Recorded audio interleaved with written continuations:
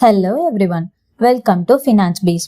Last episode வரைக்கும் கம்பெனிஸோட financial statement, அதாவது income, balance sheet, cash flow ஸ்டேட்மெண்ட்ல என்னெல்லாம் இருக்கும், எதெல்லாம் இம்பார்ட்டன்ட், அந்த ஸ்டேட்மெண்ட்ஸ்லாம் ஒன்னோட ஒன்று எப்படி இன்டர் கனெக்ட் ஆகுதுன்னு பார்த்தோம். அண்ட் நவ் ஃபண்டமெண்டல் அனாலிசிஸோட climax, that is financial ratio. ஒரு காய்கறி சந்தை இருக்கு. 100 கடை இருந்தாலுமே கஸ்டமரா இருக்க நம்ம எந்த கடையில நல்ல பொருள் இருக்கு, ரேட் கம்மியா இருக்குன்னு 10 கடையாவது அனலைஸ் பண்ணி ஃபைனலா ஒரு காய்கறியை வாங்குவோம். ஏன் அப்படி செய்யறோம்? கம்மி பிரைஸ்ல குட் குவாலிட்டி அண்ட் குவான்டிட்டியான வெஜிடபிள்ஸ் வாங்கதான். அதே போலதான் ஷேர் மார்க்கெட்லயும் நிறைய கம்பெனிஸ் என்னோட பிசினஸ் இதுதான், அதுல இவ்வளோ லாபம், கடன், சொத்து, செலவுகள்லாம் இருக்குன்னு PNL, balance sheet, cash flow போன்ற ஸ்டேட்மெண்ட்ஸை டிஸ்பிளே பண்ணிடுவாங்க.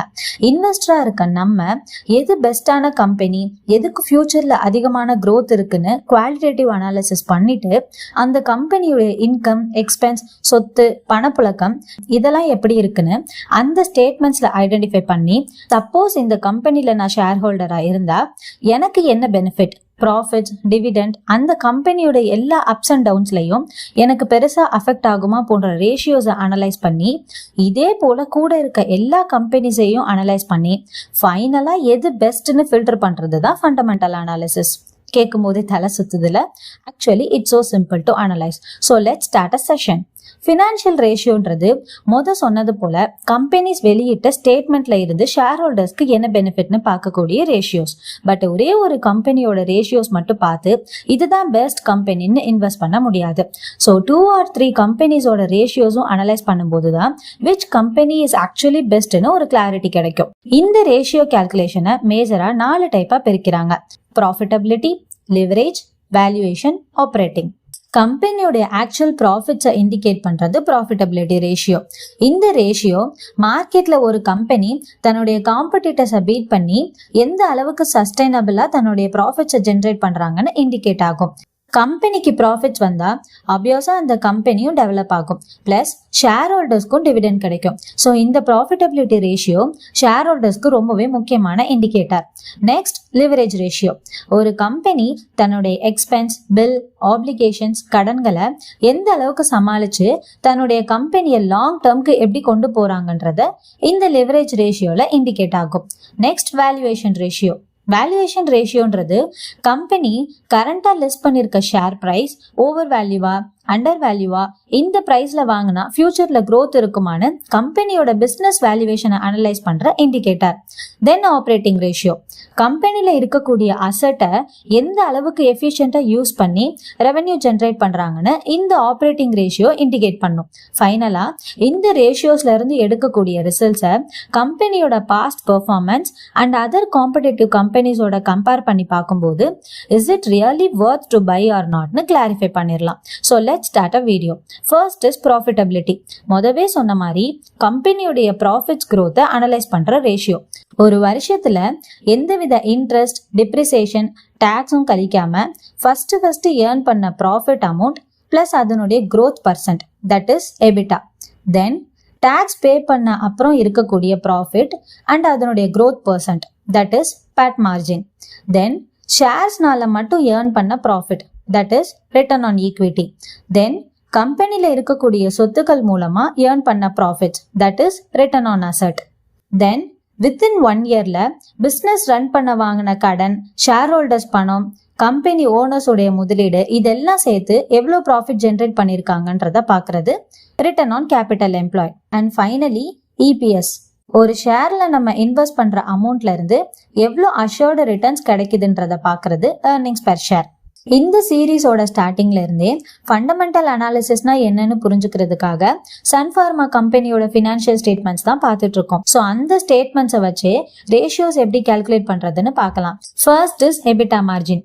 இன்ட்ரெஸ்ட், டாக்ஸ், டிப்ரிசியேஷன், அமௌண்டசேஷன் போன்ற எந்த இதர பேமெண்ட்டும் பண்றதுக்கு முன்னாடி சோலோவா அவங்க மெயின் ஆப்ரேஷன்ல இருந்து வரக்கூடிய ரெவென்யூ அண்ட் எக்ஸ்பென்சஸை டிடெக்ட் பண்ற அமௌண்ட் எபிட்டா அண்ட் அதோட பெர்சன்ட்டை கால்குலேட் பண்றது எபிட்டா மார்ஜின்.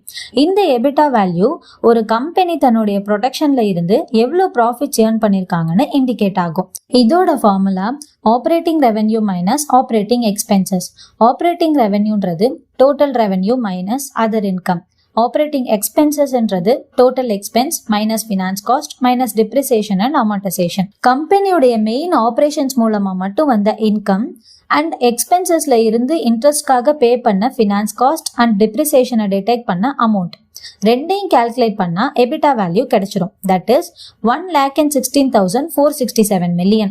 தென் இதோட மார்ஜின் தெரிஞ்சுக்க divided by operating revenue that is 26.5%. இந்த இடத்துல ரெண்டு டவுட் வரும். இந்த 11,460 கோடி பிளஸ் 26.5% என்ன இண்டிகேட் பண்ணுது? இந்த 26.5% எபிட்டா வேல்யூ நல்ல பெர்சன்டேஜ் தானா? ஃபர்ஸ்ட், இந்த 11,460 கோடி என்ன மீன் பண்ணுதுன்னு பார்க்கலாம். கம்பெனியுடைய ஆப்ரேட்டிங் இன்கம் அதாவது 43,885 கோடியில இருந்து 11,460 கோடி தக்க வச்சிருக்காங்க. இன் சிம்பிள், டோட்டல் 43,885 கோடியில 11,460 கோடி ஏர்னிங்ஸும் 32,425 கோடி செலவுகளும் பண்ணியிருக்காங்க. இதை பெர்சன்டேஜ்ல பார்த்தா 26.5% ரீடைன்டு ஏர்னிங்ஸும் 73.5% எக்ஸ்பென்ஸ்லயும் இருக்கு. இப்போ இந்த 26.5% நல்ல ரிட்டர்ன்ஸ் தானான்னு தெரிஞ்சுக்க past year performance and other காம்படிட்டர்ஸோட கம்பேர் பண்ணா ஐடென்டிஃபை பண்ணிடலாம். சன்ஃபார்மாவோட past year EBITDA value 19.51%. So இந்த இயர் இன்க்ரீஸ் ஆகியிருக்கு. இது ஒரு பிளஸ் பாயிண்ட். பிளஸ் அதர் காம்படிட்டர்ஸோட கம்பேர் பண்ணாலுமே சன்ஃபார்மா லீடிங்ல தான் இருக்காங்க. ஸோ சன்ஃபார்மா தன்னுடைய மெயின் சோர்ஸ் ஆஃப் இன்கம்ல இருந்து பெரிய அமௌண்ட்டை ப்ரொடெக்ஷனுக்காக செலவு பண்ணாலுமே ஒரு குட் பெர்சன்டேஜ் ஆஃப் அமௌண்ட்டை ரீடைன்டு இயர்னிங்ஸா தக்க வச்சிருக்காங்க. It's super cool, right? Next ratio is PAT margin, that is profit after tax. எபிட்டால நம்ம பார்த்தது கம்பெனியுடைய ப்ராடக்டை தயார் பண்றதுக்கான செலவுகள் அண்ட் அது மூலியமா எவ்வளோ ரிட்டர்ன்ஸ் வருது. பட் பேட் மார்ஜின்றது வந்த வருமானத்துல டாக்ஸ், டிப்ரிசியேஷன், இன்ட்ரெஸ்ட் போன்ற எல்லா செலவுகளும் போக ஃபைனலா எவ்வளோ ப்ராஃபிட் கையில இருக்குன்றத இண்டிகேட் பண்ணும். இதோட formula PAT divided by total revenues. சன்ஃபார்மாவுடைய profit after tax 85,608 million. Total revenue 4,45,202 million. So PAT margin is 19.2%. இந்த ப்ராஃபிட் மார்ஜின் பாஸ்ட் இயரை விட ஸ்லைட்லி இன்க்ரீஸ் ஆகியிருக்கு. அண்ட் காம்படிட்டர்ஸோட ப்ராஃபிட் மார்ஜினையும் பார்த்தா மோர் ஆர்லெஸ் 16, 19, 20ன்னு ப்ராஃபிட் ஜென்ரேட் பண்ணியிருக்காங்க. இதுவும் ஒரு நல்ல ரேஷியோ தான், because every year profits increase ஆகிட்டு இருக்கு. Next, the most important ratio of shareholders. Yes, the return on equity. Company share holders போடுற பணத்தை எந்த அளவுக்கு எஃபிஷியண்டா யூஸ் பண்ணி ப்ராஃபிட்ஸை ஜென்ரேட் பண்றாங்கன்றதை இண்டிகேட் பண்றது தான் ROE. அப்யோஸா ROE ரேட் அதிகமா இருந்தா ஷேர் ஹோல்டர்ஸ்க்கு அதிக ரிட்டர்ன்ஸ் இருக்கும். இதோட formula net profit divided by share holders equity into 100. சன்ஃபார்மாவுடைய net income 85,608 million. Share holders equity 5,59,953.8. So the ROE is 15.28%. இந்த பெர்சன்டேஜ் சன்ஃபார்மோடைய ஷேர்ஸ்ல நம்ம இன்வெஸ்ட் பண்ற அமௌண்ட்க்கு 15.28% ரிட்டர்ன்ஸ் கிடைக்குதுன்னு இண்டிகேட் பண்ணுது. பட் இந்த இடத்துல ஒரு சிக்கல் இருக்கு. ROE கால்குலேட் பண்ண ஷேர்ஸ்ல இருந்து வந்த அமௌண்ட் அண்ட் கம்பெனியுடைய டோட்டல் ரெவன்யூவை மட்டும் பார்த்து ROE சொல்லிடலாம். But what about the debt? உதாரணமா ராம்னு ஒரு பர்சன் கேக் பேக்கரி ரன் பண்றாங்கன்னு அசியூம் பண்ணிப்போம். கேக் பேக் பண்ண தேவையான அவன் காஸ்ட் 10,000. ராம் தன்னுடைய சேவிங்ஸ் அமௌண்ட்டை போட்டு ஸ்டார்ட் பண்றாங்க. ஸோ ராமுடைய பேலன்ஸ் ஷீட்ல liability side equity amount 10,000, on the asset side plant and machinery 10,000 indicate ஆகியிருக்கும். தென் அந்த இயர்ல 2,500க்கு ப்ராஃபிட் ஜென்ரேட் பண்றாங்கன்னா ராமுடைய ROE 2,500 divided by 10,000 into 100, 25%. இதை ஸ்லைட்டா சேஞ்ச் பண்ணி ராம் கையில அவன் வாங்க தேவையான அமௌண்ட் 8,000 தான் இருக்கு. பேலன்ஸ் 2,000 அவங்க அப்பா கிட்ட கடனா வாங்கி பிசினஸ் ரன் பண்றான். இந்த இடத்துல ராமுடைய balance sheet on the liability side shareholders equity 8,000, debt 2,000, on the asset side plant and machinery 10,000 tally ஆகியிருக்கும். Then இந்த கேஸோட ROE 2,500 divided by 8,000 into 100, 31.25%. இதை இன்னும் சேஞ்ச் பண்ணி ராம் 5,000 அவங்க அப்பா கிட்ட கடன் வாங்குறானா on the liability side shareholders equity 5,000, டெப்ட் 5,000, on the asset side plant and machinery 10,000 tally ஆகிரும். ஸோ இந்த கேஸோட ROE 2,500 divided by 5,000 into 100, 50%. So டெப்ட் அதிகமாக ROEயும் அதிகமாகும். கம்பெனியோட டெப்ட் அதிகமானா interest rate that is finance காஸ்டும் அதிகமாகும், ரைட்? ஸோ இந்த ROE ரேஷியோவை எக்ஸாக்டா கால்குலேட் பண்ண டூபாட் மாடலை யூஸ் பண்ணலாம். In DuPont model ROE formula is net profit divided by net sales into net sales divided by average total assets into average total assets divided by share holders equity. இதுல numerator and டினாமினேட்டரை cut out ஆகிருச்சுன்னா balance இருக்குது net profit divided by share holders equity. இதுதான் ROE-யோட existing formula, right? But in DuPont model ROE கிளியரா understand பண்ண 3 different கேட்டகரியும் சேர்த்து பார்க்குறோம். That is net profit margin, asset turn over, financial leverage. இந்த நெட் ப்ராஃபிட் மார்ஜின் கம்பெனி எவ்வளவு எஃபிஷியண்டா தன்னுடைய ப்ராஃபிட்ஸை ஜென்ரேட் பண்றாங்கன்னு இண்டிகேட் ஆகும். இந்த பெர்சன்டேஜ் லோ ஆக ஆக ப்ரொடக்ஷன் காஸ்ட் அதிகமாகுது ஆர் காம்படிட்டர்ஸ் growth அதிகமா இருக்குன்னு ஐடென்டிஃபை பண்ணிக்கலாம். Second is asset turn over. இது கம்பெனி தன்னுடைய அசட்டை வச்சு எவ்வளவு எஃபிஷியண்டா ரெவென்யூ ஜென்ரேட் பண்றாங்கன்னு இண்டிகேட் ஆகும். இந்த வேல்யூ ஹையரா இருந்தா நல்லா பண்றாங்கன்னு, லோவரா இருந்தா மேனேஜ்மெண்ட்ல இல்ல ப்ரொடக்ஷன்ல ப்ராப்ளம் இருக்கணும் இண்டிகேட் ஆகும். இந்த அசட் டர்ன் ஓவர் ரேஷியோ பெர்சன்ட்ல இல்லாம டைம்ல இண்டிகேட் ஆகும். ஃபார் எக்ஸாம்பிள், சன்ஃபார்மாவுடைய asset turnover 5.8 times, which means ₹1 மதிப்புள்ள சொத்துல இருந்து 5.8 ரூபாய் வருவாய் ஏர்ன் பண்றாங்கன்னு அர்த்தம். இந்த அசட் டர்ன் ஓவர் கால்குலேஷன் எப்படின்னு ஆப்ரேட்டிங் ரேஷியோஸ் கேட்டகரியில பார்க்கலாம். Next financial leverage. Share holders ஈக்விட்டியுடைய ஒரு ரூபாய்க்கும் கம்பெனி எவ்வளோ அமௌண்ட் ஆஃப் அசட்ஸை ஜென்ரேட் பண்றாங்கன்னு இண்டிகேட் ஆகும். ஃபார் எக்ஸாம்பிள், சன்ஃபார்மாவுடைய financial leverage 1.4 times. This means ஈக்விட்டில இருந்து வர எவ்ரி ₹1க்கும் 1.4 rupees வர்த் உள்ள அசட்டை ஜென்ரேட் பண்றாங்க. இந்த ஃபினான்ஷியல் லிவரேஜ் ஹையரா இருக்க லைக் 3-4ன்னு இன்க்ரீஸ் ஆக ஆக ₹1 ஈக்விட்டில இருந்து 3-4 rupees சொத்துக்காக செலவழிக்கிறாங்கன்னு அர்த்தம். ஸோ பேலன்ஸ் அமௌண்ட்டுக்கு அபியோஸா கடன் தான் வாங்கியிருப்பாங்க. இந்த ஃபினான்ஷியல் லிவரேஜ் அதிகமா இருந்தா அங்க கடன் அதிகமா இருக்குன்னு இண்டிகேட் ஆகும். But Sun Pharma is just only 1.4 times. It's quite impressive number, right? So ஃபைனலா டூபாட் மாடல்ல ROE கால்குலேட் பண்ண net profit margin into asset turnover into financial leverage, that is 26.4% ROE. இது ரொம்ப லாங் வேன்னு நினைச்சா இந்த ROE-யோட ஷார்ட்கட் ஃபார்முலான net income divided by average share holders equity. Average shareholder equity means last year plus current year equity divided by 2. இதை calculate பண்ணா average shareholders equity கிடைச்சிரும். So Sunpharma-ஓட ROE is 16.46%. Next ratio is ROA, return on asset. கம்பெனியோடைய அசட்டை வச்சு எவ்வளோ profits generate பண்றாங்கன்னு indicate ஆகும். இதோட formula net income divided by total average asset. சன்ஃபார்மாவுடைய net income 85,608 million. Average asset that means last year plus current year asset divided by 2. அதோட value 7,52,756 million. சன்ஃபார்மாவுடைய ROE 11.37%.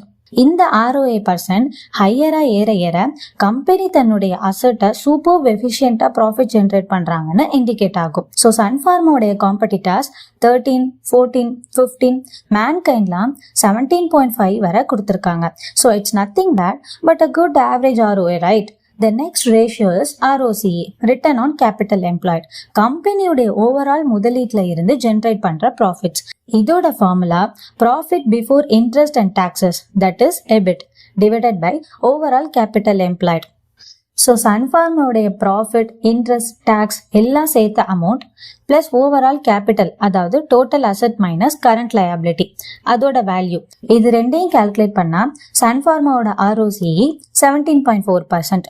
At last earnings per share EPS. கம்பெனியுடைய ஒரு share value மூலமா எவ்வளோ profits generate பண்றாங்கன்றத indicate ஆகும். இது கம்பெனியுடைய ஸ்டேட்மெண்ட்லயே கிளியரா மென்ஷன் பண்ணிருப்பாங்க, விச் இஸ் 35.3 rupees. ஃபைனலா கம்பெனி டிஃப்ரெண்ட் வேஸ்ல இருந்து ஜென்ரேட் பண்ற ப்ராஃபிட்ஸ் பெர்சன்ட்டை கால்குலேட் பண்றது profitability ratio. Next we moving forward into leverage ratio. Well managed companies எல்லாமே தன்னுடைய பிசினஸ் க்ரோத்காக டெப்ட், லோன் வாங்குவாங்க. அதற்காக இன்ட்ரெஸ்டும் பே பண்ணிட்டு வருவாங்க. பட் டெப்ட் அமௌண்ட் அதிகமாக அதிகமாக தன்னுடைய இன்ட்ரெஸ்ட் அமௌண்ட்டும் இன்க்ரீஸ் ஆகுறதால ஷேர் ஹோல்டர்ஸ் ரிட்டர்ன்ஸ்க்கு தான் கம்மியாகும். ஸோ ஒரு கம்பெனிக்கு எவ்வளோ கடன் இருக்கு, இன்ட்ரெஸ்ட் இருக்குன்னு அனலைஸ் பண்றது தான் leverage ratio. In this segment, first is interest coverage ratio. ஒரு கம்பெனி தன்னுடைய இன்ட்ரெஸ்ட் பேர்டனை விட எவ்வளவு அதிகமா ஏர்னிங்ஸ் எடுக்கிறாங்கன்றத இண்டிகேட் பண்ணும். இந்த ரேஷியோ மூலமா ஒரு கம்பெனி எவ்வளவு ஈஸியா தன்னுடைய இன்ட்ரெஸ்ட்டை பே பண்றாங்கன்னு அனலைஸ் பண்ணலாம். இதோட formula earnings before interest and tax, that is EBIT divided by interest payment. இந்த EBIT வேல்யூ கண்டுபிடிக்க net profit plus tax payment plus interest. So Sunpharma interest coverage ratio is 55.7x. It means company pay பண்ற ஒரு ரூபா இன்ட்ரெஸ்ட்க்கு 55.7 rupees profit earn பண்றாங்க. It's super cool, right? இது சன்ஃபார்மாக்கு பெருசா கடன் இல்லைன்னு இண்டிகேட் ஆகுது. Next is debt to equity, a famous ratio about debt calculation. இதோட formula total debt divided by total equity. இதோட வேல்யூ ஒன்னுன்னு வந்தா கம்பெனியுடைய ஈக்விட்டி அமௌண்ட்டும் கடனும் ஒரே லெவல்ல இருக்குன்னு அர்த்தம். இதோட வேல்யூ கிரேட்டர் தென் 1 இருந்தா கடன் அதிகமா இருக்கணும், லோவர் தென் 1 இருந்தா கடன் கம்மியா இருக்கணும் இண்டிகேட் ஆகும். In Sunpharma's debt to equity is 0.11. It's absolutely a good ratio because Sunpharmaக்கு பெருசா debt இல்ல. So earn பண்ற profits company developmentக்காகவும் shareholdersக்கு returns ஆகவும் இருக்கும். Then debt to asset ratio, ஒரு கம்பெனில கடன் மூலமா எவ்வளவு சொத்துகள் இருக்குன்னு இண்டிகேட் ஆகும். இதோட formula total debt divided by total asset. சன்ஃபார்மாவோட debt to asset 0.07. இதுவும் வேல்யூ 1 இருந்தா ஈக்குவல் அமௌண்ட் ஆஃப் டெப்ட் இருக்கணும், கிரேட்டர் தென் 1 இருந்தா அதிகமா டெப்ட் இருக்கணும், லெஸர் தென் 1 இருந்தா கம்மியான டெப்ட் இருக்கணும் இண்டிகேட் ஆகும். ஆல்ரெடி பார்த்த மாதிரி சன்ஃபார்மால பெருசா டெப்ட் இல்லாதனால it's lesser then 1. It indicates கடனை சார்ந்து எந்த அசட்டும் இல்ல. Then last ratio of the segment is financial leverage ratio. இந்த ratio already DuPont model of ROE ரேஷியோல பார்த்தோம். இந்த ரேஷியோ கம்பெனியுடைய எவ்வளோ அசட்ஸ் ஈக்விட்டி அமௌண்ட்டை சார்ந்து இருக்குன்னு இண்டிகேட் ஆகும். இதோட formula average total asset divided by average total equity. Last and present இயருடைய அசட் அண்ட் ஈக்விட்டி வேல்யூவை ஆட் பண்ணி டிவைடட் பை 2 பண்ணா ஆவரேஜ் வேல்யூ கிடைச்சிரும். So Sunpharmaவுடைய financial leverage ratio is 1.4 times, which means every 1 rupee unit of equity-க்கும் 1.4 rupees unit of assets generate பண்றாங்க. இந்த financial leverage 2, 3, 4ன்னு ஹையரா இருந்தா அதிகமா கடன் வாங்கி அசட்ஸை ஜென்ரேட் பண்றாங்கன்னு இண்டிகேட் ஆகும்.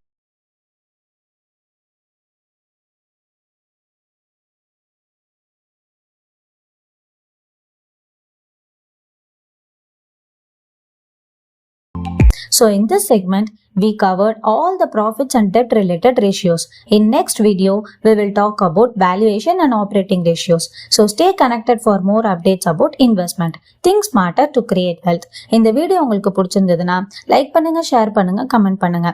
இன்னும் இந்த மாதிரி ஃபினான்ஸ் அப்டேட்ஸ்க்கு ஃபினான்ஸ் பிஸ் சேனலை சப்ஸ்கிரைப் பண்ணுங்க. Thanks for watching.